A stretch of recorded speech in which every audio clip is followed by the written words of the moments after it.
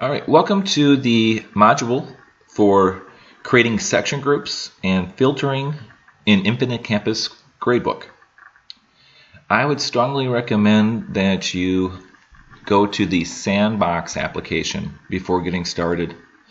That way you can create groups without it affecting your actual gradebook.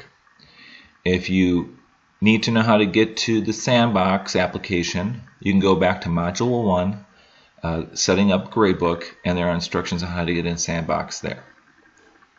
So using section groups is a great way if you have groups of students in your classroom that you're trying to enter grades for, or you use differentiated instruction.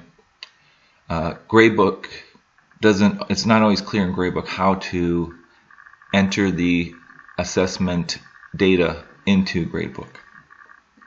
So whether you're creating assignments for one student or you're creating assignments for different groups of students, we can set up gradebook in a way to reflect that information.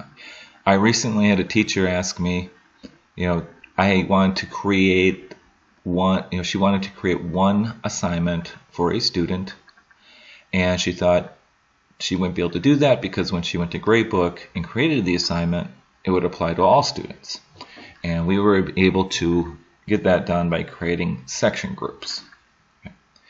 So the first thing that we're going to do to create section groups is go over to the left-hand pane where it says Student Groups and select the Student Groups option.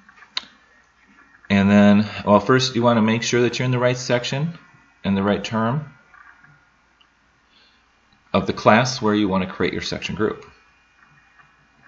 And I'm going to create a new section group. So I click New. And the first thing we need to do is name our section group. And I'm going to name this section group RTI. And then I'm going to add one student to this group. So what I have to do is click on Add. And now this one student is the student that will be in this group. And then I just click on Save. And you can see that this student now has membership into the RTI section group. Alright, I want to create some more section groups. And this time I'm going to create it assuming that I have 3 math sections in my class, and this is probably familiar for a lot of elementary teachers where you have different groups of students that are maybe working at different levels inside your classroom. So I click on New,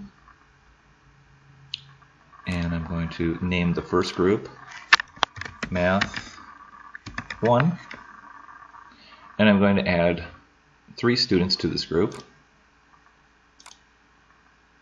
I'm just kind of randomly choosing which ones I'm going to add. And I'm going to click Save. Okay. So these 3 students are now in the Math 1 group. Now I'm going to create a group called Math 2.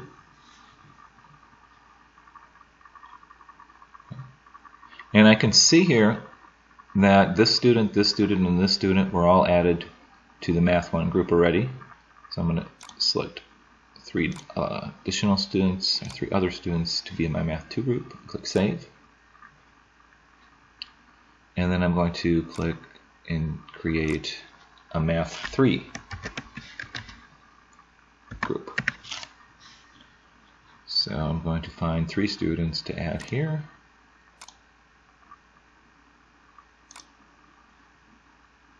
And save. So I have my one student that's in the RTI. This student's in my Math 1, this student's in Math 2, this student's in Math 1, and there's my Math 3 members. So I can create groups that either have one student, or I can create groups that have as many students as I'd like to have in them. Now let's go to the gradebook.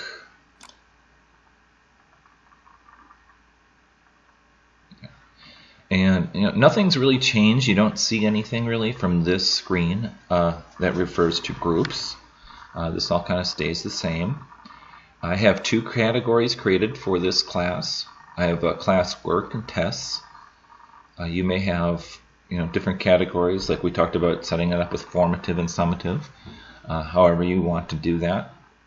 And then, so the next thing I'm going to do is I'm going to add an assignment. This is where you're going to really see the difference in how the gradebook works when we have groups. So I'm going to click on Add. So for the assignment name, I'm going to call this first assignment Reading 1.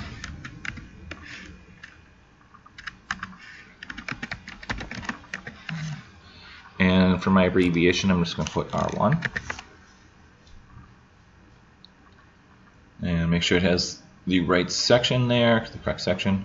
And then the thing that I need to do here now for my groups that I've just set up is go to the Student Groups column and click on the caret and find, I'm going to use my RTI group for this. And everything else is the same as adding a normal regular assignment. You have your teacher's notes, your portal description if you'd like to do anything in there. And then I'm going to put this in term grade. I'm going to put it under the classwork categories. And I'm going to make this worth 10 points. I'm going to go ahead and click Save. And then I'm going to close this. Now, this is where this looks a lot different. So I have one student in my RTI group, and they're the only one with an available space to enter a grade in. The rest of the students are all exempt from this assignment. So really this assignment just applies to this one student, and it's not going to affect any of my other students. I'm going to quickly enter a grade. I'm going to put a 10 for this person, and I'm going to click Save. And I'm going to add another assignment. So I'm going to call this assignment Math 1.1. For my abbreviation, I'm going to put M 1.1. And for the student group, I'm going to put this, I'm going to tie it in to my Math 1 group. And then again I scroll down, go to term grade, and I'm going to make this assignment worth 10 points. And I'm going to save. And I'm going to close. Alright, now the 3 students that I have in my Math 1 class are the only students where I can enter a grade in for. So the rest of them are all exempt again. The rest of them are all exempt. And I'm going to quickly enter the grades for this one. This one, 10 points, 10 points. All my students are doing great, 10 points. And then I'm going to click Save. Now I'm going to add another assignment. And this time I'm going to call this assignment Math 2.1.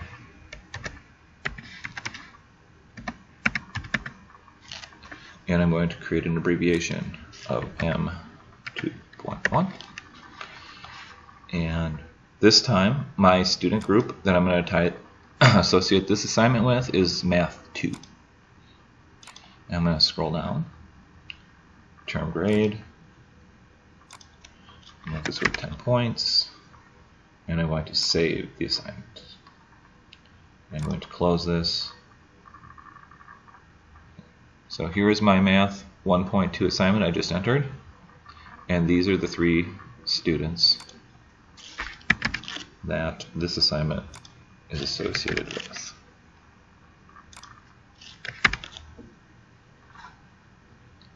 I'm going to click Save.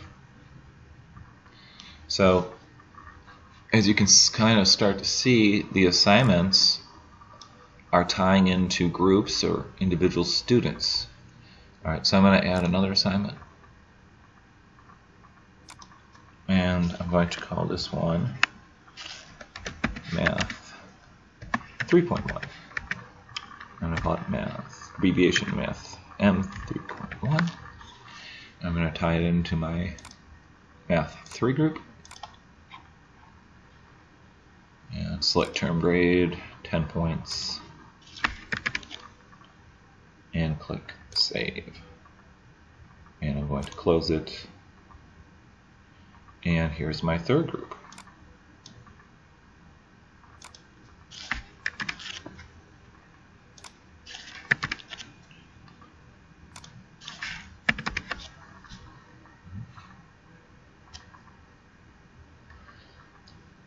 Now, if I have an assignment that is going to affect the whole class, you just do that the same way that you've always done an assignment. So let's just say we have a English assignment that the entire class is doing. So we'll call it English 1.1, and I'll put it E1.1. And this time I'm not going to select a group at all. Term grade, make this also worth 10 points. Save it, and close it. Okay, so this, nobody's exempt, everybody's there. And I'm just going to fill this in. Oops. Sorry. I'm going to expand here. And I'm going to fill this score in.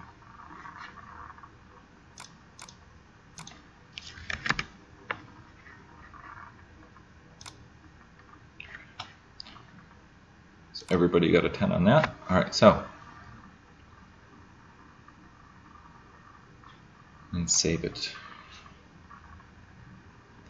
So some teachers, when they start using section groups, the one complaint that some teachers have is that they kind of think it's, too much, that there's too much there, too many assignments, too much to keep track of, how do ways to keep track of my groups and how they're doing, how students are performing in each group. I think one way that really helps this, that kind of makes it clear and easy to see how your groups are doing, and it's pretty simple and easy, is the filter option. So you have the filter option up here. So if I just want to see how a student in a particular group is doing in their group work and all the other assignments that they have, I can click on filter. And filter has a lot of different things in it, the nice features. If you are using, for example, formative and summative categories, termed in and missing and late, I can just select one of these and I can find all my students that have turned in or missing assignments. But we have our student group column here, which is going to make it a lot easier for us to see what's going on in our classroom. So let's say, for example, I just want to see how this one student that has RTI instruction is doing. I would just select that, put a check mark there, and click on apply. And just my one student shows up, okay, and it shows the 2 assignments that are relevant to this student, because the rest of them, this student isn't in Math 1 or Math 2 or Math 3, so none of these assignments apply to that student. Let's go back to filter and deselect RTI, and let's now look at my Math 1 group. So I'm going to select my Math 1 group, and I'm going to apply. Now the only thing that shows up are the students that are in my Math 1 group, and so far there's 2 assignments that apply to my Math 1 group in here. So I can easily see my group and figure out what's going on. Okay. Let's just change this student scores to a 7, a 4. Okay, and save. Now I'm going to filter my Math 1 group, but I want to see students that are failing. So I would select my Math 1 group, and in the grade column I would choose students that are failing, apply, and this one student pops up because the student is not passing.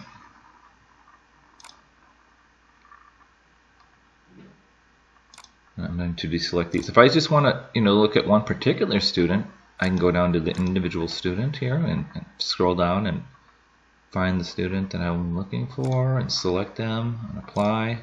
And just that one student will pop up.